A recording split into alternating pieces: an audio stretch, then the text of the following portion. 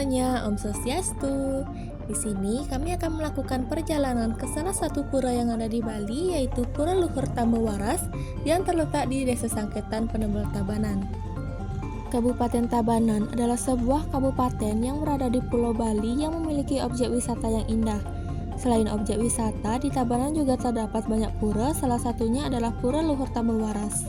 Berstatus sebagai Satkayangan Jagat Bali, di sekitar kawasan Pura Luhur Tambawaras juga terdapat Pura Luhur Puncak Sari, Pura Luhur Batu Karu, Pura Petali, dan Pura Besi Kelung. Kesempurnaan antara kedua sisi ini dapat memperkuat alam semesta.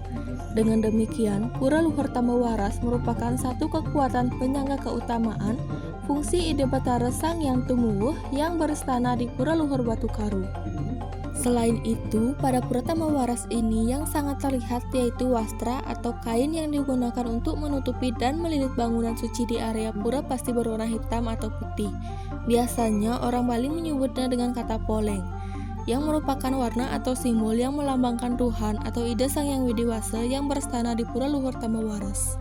Puja Wali atau Piodalan di Pura Tambawaras berdasarkan kalender Bali yaitu jatuh pada Buddha Umanis Wuku Prambakat yang biasanya diawali dengan melakukan pembersihan sarana dan prasarana yang ada di pura ke sumber air suci atau ke laut.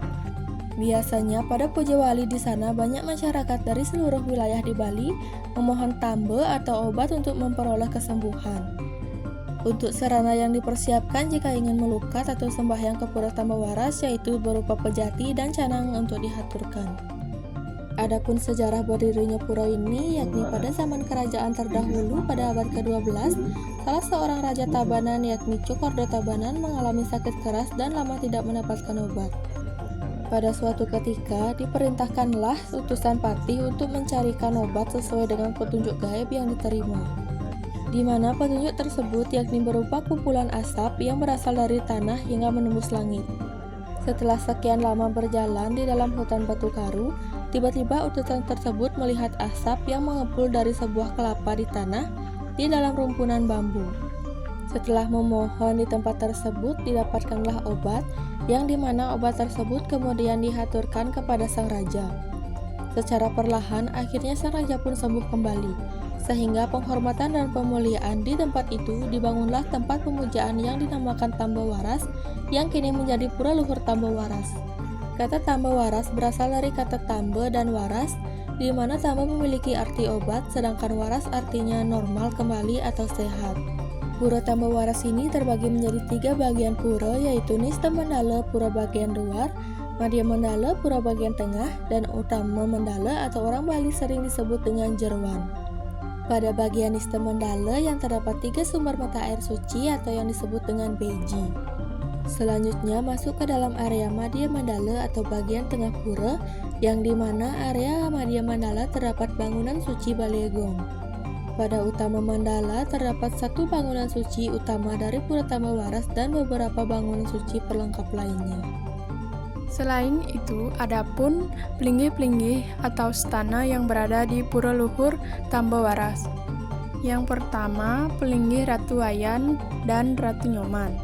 Pelinggih Ratu Wayan dan Ratu Nyoman merupakan pelinggih untuk memohon izin sebelum kita melakukan persembahyangan ke pelinggih utama. Yang kedua, pelinggih Balai Akad. Pelinggih Balai Akad merupakan tempat yang biasanya difungsikan untuk para pemedak yang ingin lunas tambe atau obat, biasanya dalam bentuk minyak. Yang ketiga, pelinggih Menjangan Seluang. Yang keempat, pelinggih Gedong Simpen. Pelinggih Gedong Simpen merupakan pelinggih yang digunakan untuk menyimpan pratima atau pralingga Ide Batara. Di samping itu, pelinggih ini juga difungsikan sebagai tempat persembahyangan bagi para pemedak yang hendak tangkil. Yang kelima, pelinggih Padmasana Tritunggal.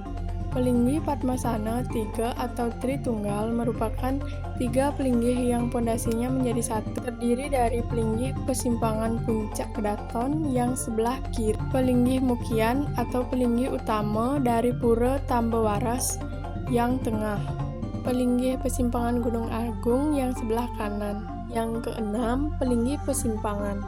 Pelinggih Pesimpangan berada di sebelah kiri pelinggih Padmasana Tritunggal. Pelinggih Persimpangan terdiri dari pelinggih Persimpangan Jatiluwih yang sebelah kiri, pelinggih Persimpangan Pekedungan yang tengah, dan Pelinggih Pesimpangan Tanah Lot sebelah kanan.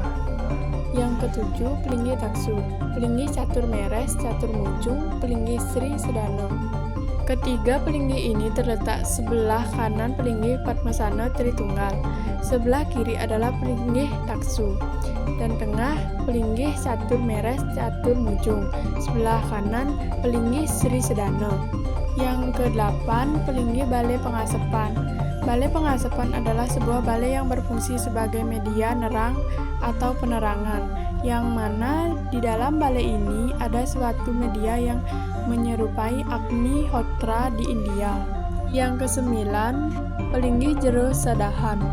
Dan yang ke-10, Pelinggih Balai Pemayasan. Balai pemayasan biasanya digunakan pada saat menjelang odalan, yaitu pada saat memperhias atau mayasin pratima. Keterkaitan Pura Luhur Tambawaras dengan pura sekitarnya. Pujawali atau piodalan di Pura Luhur Tambawaras jatuh pada Buddha atau Rabu, Umanis Wuku Perang Bakar dilaksanakan setiap 6 bulan sekali. Adapun tradisi unik yang dijalankan saat piodalan di pura ini yakni pemelastian. Pengempon dari Pura Luhur Tambawaras antara lain, yang pertama Banjar Dinas Sangketan, yang kedua Banjar Dinas Bun, yang ketiga Banjar Dinas Pekandelan, yang keempat Banjar Dinas Bonggi, yang kelima Banjar Dinas Menut Dawe, yang keenam Banjar Dinas Tegayang, yang ketujuh Banjar Adat Puakan.